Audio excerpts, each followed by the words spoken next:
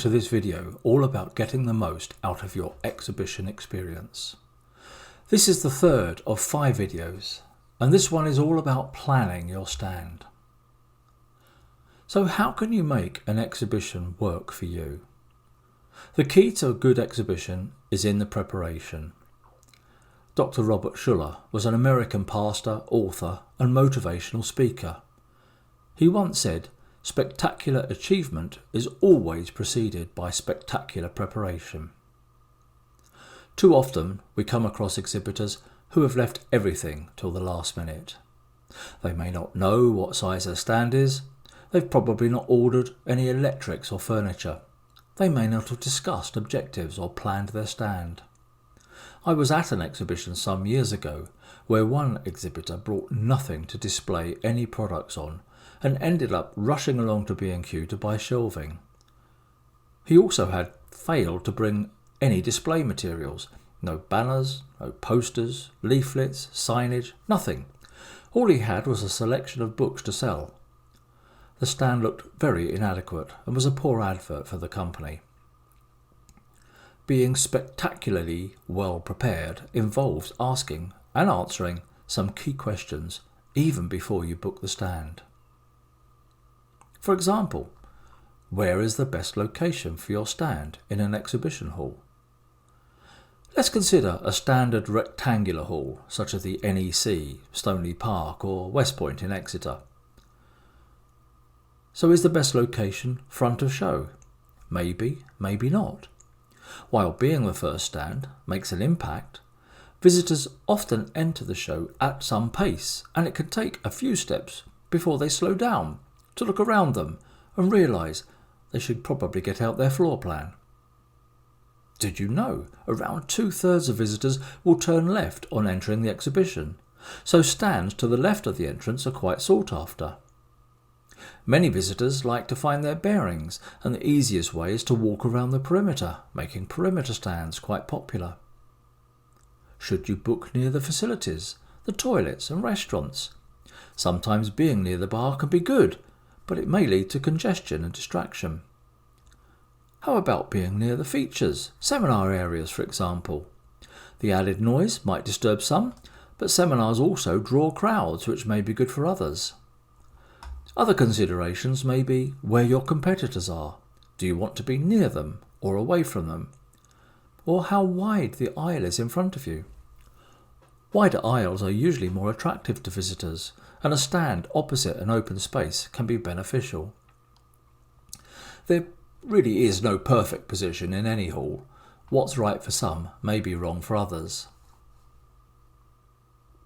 Now, the size of your stand is usually determined by your budget, but the shape should be a matter of what's right for your organisation and what you're hoping to achieve from it.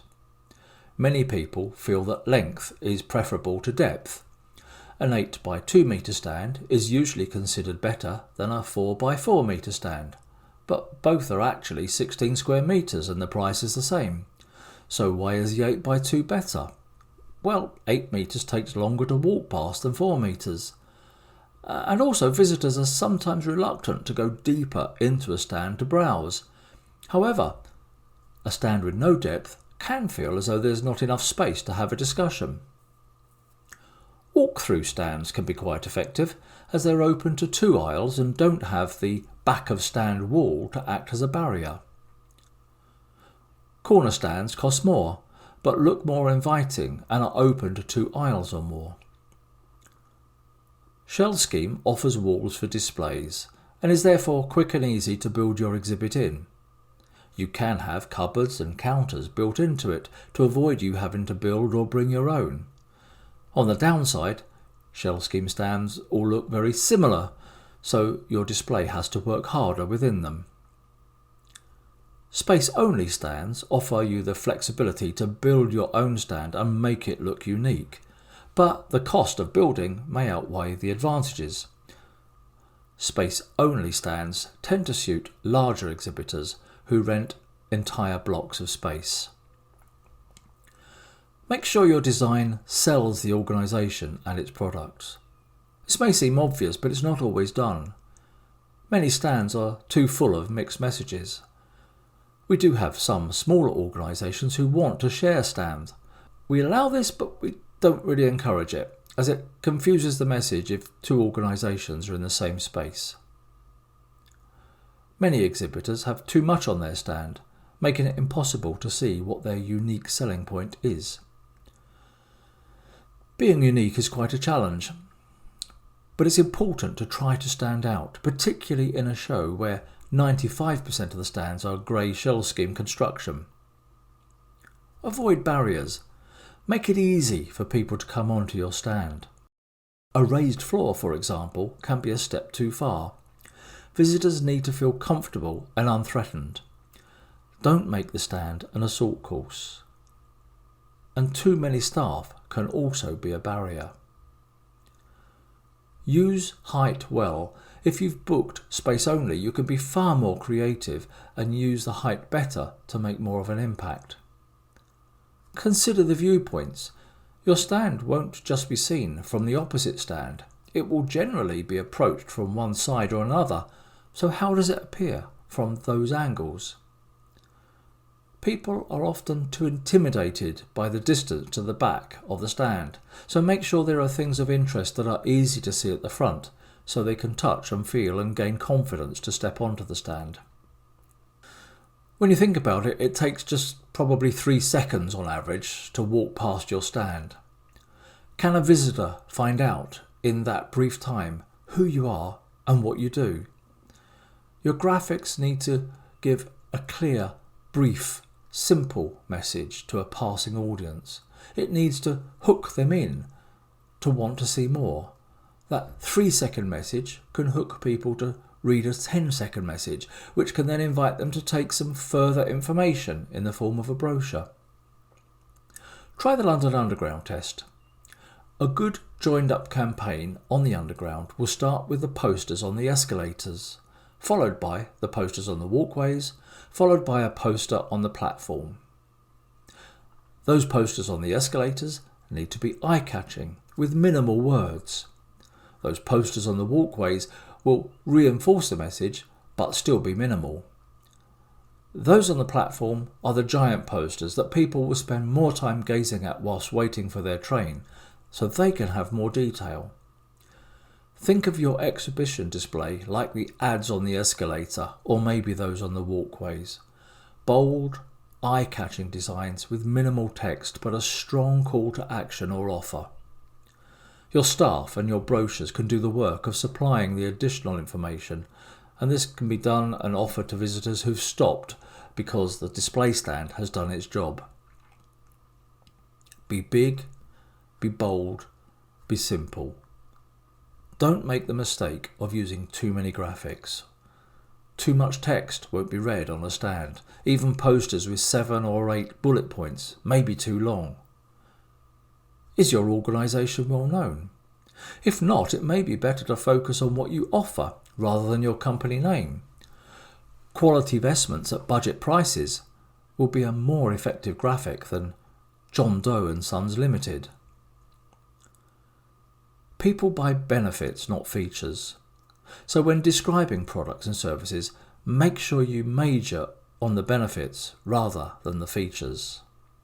A 25mm diameter wax-styled oil-filled cylinder would probably be better described as a candle that never burns down and leaves no waxy deposits on the altar. I suggest you keep to light or neutral shades for the backdrop, with darker, bolder colours for the key messages. And don't forget, different colours conjure up different emotions. So for example, black gives impressions of darkness and depression. White makes you think of clean or modern. Red signifies danger and speed. Blue is calming, but is also quite a masculine colour. Green represents environmental and fresh. Orange tends to imply warmth, or maybe bargains. As the song goes, a picture paints 1,000 words. Large background photos conveying what you do will have far more impact than text. Good buzzwords you might use might be new, free, improved, green. Avoid puns and humour, unless you have an exceptional gifting. Humour can be misinterpreted and can lead to offence. Avoid worn-out clichés, leading-edge technology, or the ultimate Bible guide. Let's look at a few examples of stand designs, which I've taken from a variety of exhibitions, including CREs down through the ages. So apologies to anybody who recognises an organisation they were involved with. Now, I don't know what show this is from, but the only thing that stands out to me is the logo, and who knows what Gemma or Gemma is or what the stand is all about. Likewise, this one from a past exhibition at CRE. If you've no idea what the Jubilee Centre is, why would you stop at this stand? The logo should be secondary to the message or call to action. The banner and the small posters they've used have far too much small text on them. Nobody's likely to walk up and read it. This, however, has a clear statement regarding what they do and telling you what to expect when you step onto this stand. Now, this one is a little bit of a conundrum. On the one hand, I love the bold, powerful images of the cheetah and the photographer, which are certain to catch the eye. But the strapline of fast, focused, fine-tuned really doesn't tell me anything. And in fact, you have to look at the small print above to discover that they actually make contact lenses. On top of that, the company name is better known, to me at least, as a rail network, so their stand will need to work even harder to overcome that. Now, this is better. They're offering health and safety software for every business, and they want to offer you a demonstration. It's clear from the stand design what to expect. And here, in a much simpler design, is a banner working along the same lines. There's no question about what the offer is, and it's free, so what's not to love? This again is quite old. It does go slightly against the keep the background light rule, but I do love the eye-catching design with a clear message. Good lighting illuminates it well to avoid it looking dark and uninviting. And notice there is no text or images at the bottom of the design. This is a good move because that's knee height, and it's better to keep the messages at eye level. Gopak have gone for a simple design with a clear message. They're well known enough that their logo can be prominent, and it's clear from this what they're all about: tables and chairs. Here are a couple of examples from CRE exhibitors of where the height has been well used to create more impact. That balloon could be seen from almost anywhere in the hall when it was put up. But always check what the height limits are. At Sandown Park, for example, the ceilings are much lower than in some other venues. Now, while it's good to let products do the talking, as in this case, you need to plan the layout so the products, or in this case the screen, don't obscure the message or the call to action. This is a bit of an old example. On the plus side, they have a simple and clear statement of what they do. However, the overall appearance of the stand is rather lacklustre and downbeat. To be honest, it gives a poor representation of the company. That folding chair is probably better suited to the beach. Sadly, the company went bust a few years back. Good graphics are so much more cost effective than in the past. You can purchase single pull-up banners for under £50.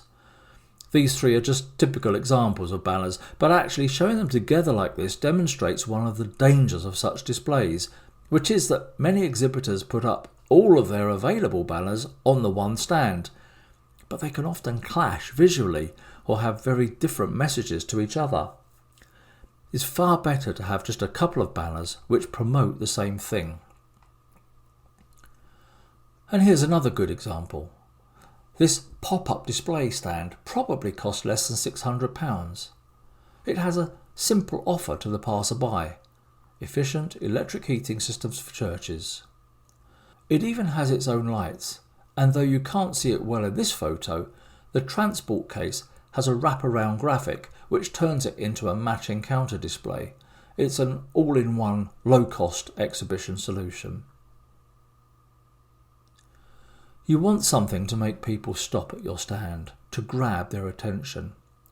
Green Pastures are all about addressing homelessness, and this full-size dummy was both shocking and effective at the edge of the stand. So many people thought at first glance that it was a real person. It was a great conversation starter. Always add lights to your stand and think carefully about the areas you want to highlight. Too many exhibitors cut corners by having no lighting, and when sandwiched in between stands that are well lit, their stands will look dark and uninviting. As you've seen in some of my examples, many display kits come with lights, so you only need to order a 2-amp socket from our electricians. But if you haven't got your own lights, our electricians will put up a strip light or spotlights for a modest charge if booked in advance. So think about what you need on the stand. It's a limited space. Use it wisely. Don't overcrowd it. Make it inviting. Think about what products you should show. Don't overcrowd the stand. Make sure your key products, services or key message is prominent and easy to identify. I recommend that you lay a stand out in your office space or a garage space or something like that a month or so before the exhibition.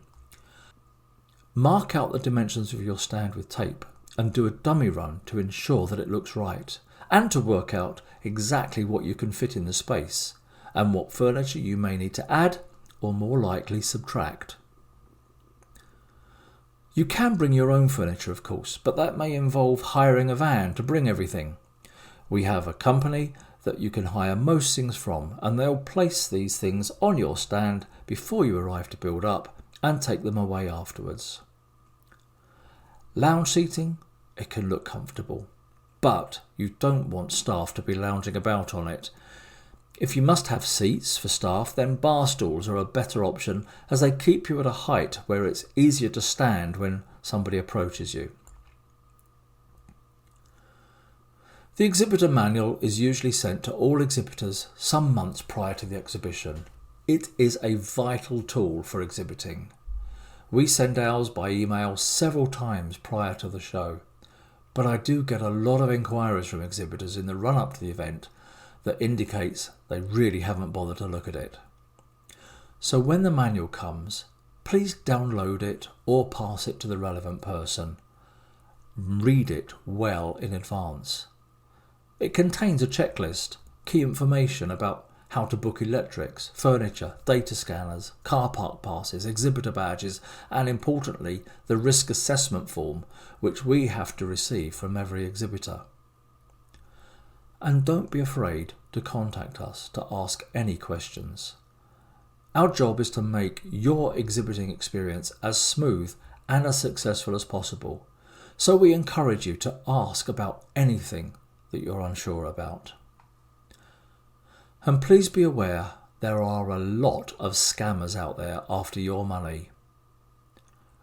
Nobody can offer you a genuine delegate list before or after a show.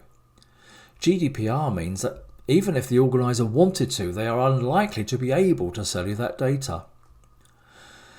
Sadly, I've had exhibitors telling me that they have fallen for these scams and are usually quite embarrassed about having wasted money as a result of an email promising the CRE list and returning them a load of rubbish. Likewise, anybody offering to rent you furniture or a catalogue listing that isn't us or one of our approved contractors as listed in the Exhibitor Manual, they're scamming you. If in doubt about something, always ask us. Don't leave it all up to the organiser to get the right visitors there. Of course, we will engage in a great marketing campaign to get as many people to the event as possible, but you really can play a part in making the show a success. Make sure you invite your customers and supporters to meet you in person at the exhibition. Are you doing a postal mailing or an email to your database?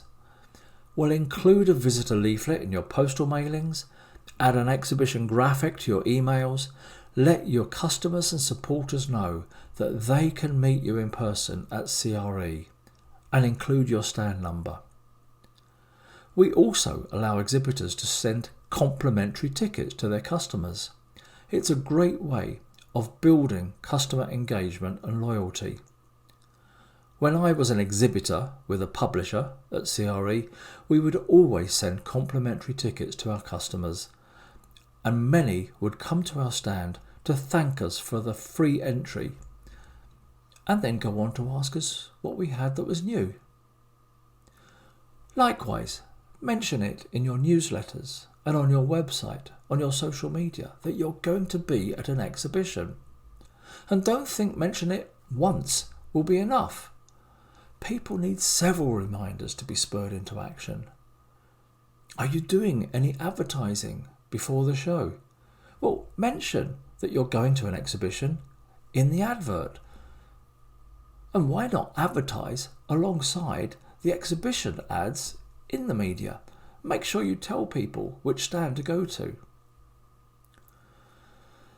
As well as our complimentary ticket scheme for exhibitors, we have now introduced a reward scheme. We call it £1 a person. I think it's unique as I've never come across it in any other exhibition. Basically, we will pay exhibitors at least £1 for every one of their customers that comes to the exhibition using their code. Anything more than 20 visitors and we pay out. And many exhibitors have been sent a payment after the show for a substantial amount, which of course helps reduce the cost of exhibiting. It's win-win for us all. Now, I have had some exhibitors say they don't want to invite their existing customers in case they meet their competitors. To be honest, I think that's a short-sighted view to take.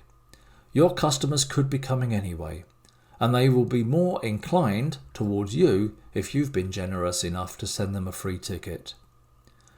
If every exhibitor brought just say 25 to 30 customers to the exhibition, we would have a busier exhibition in which everybody would benefit.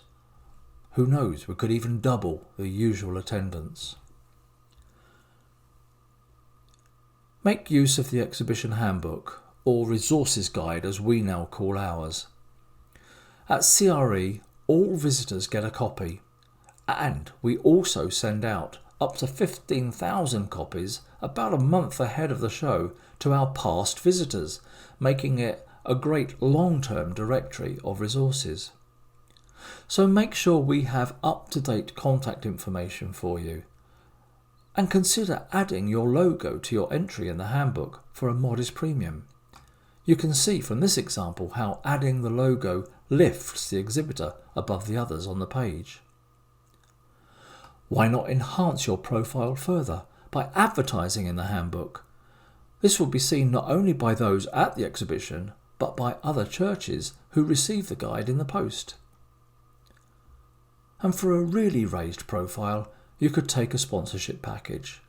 Several options are available, such as the restaurants, seminar areas, even the resources guide itself can be sponsored. The final element of raising your profile is all about getting good PR, but that will be the subject for another video. In the meantime, I'm going to leave you with a short video we created as part of our Nothing Beats Being There campaign.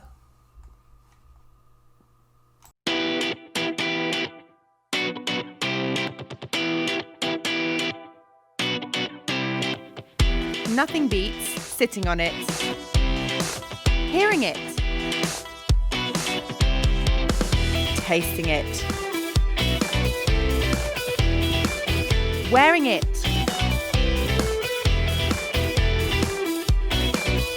handling it, trying it, comparing it. The copier produces 1,000 copies for £4. The Riso digital printer produces 1,000 copies for £1.20 at 140 pages per minute. Discussing it. The interesting thing about this centre is a very difficult breed on a very small site. Buying it? Recommending it? I definitely recommend it. It's always good to have resources, and this is very resourceful, so it's a great place to be. Nothing beats being here. Buy your tickets online now. creonline.co.uk/tickets.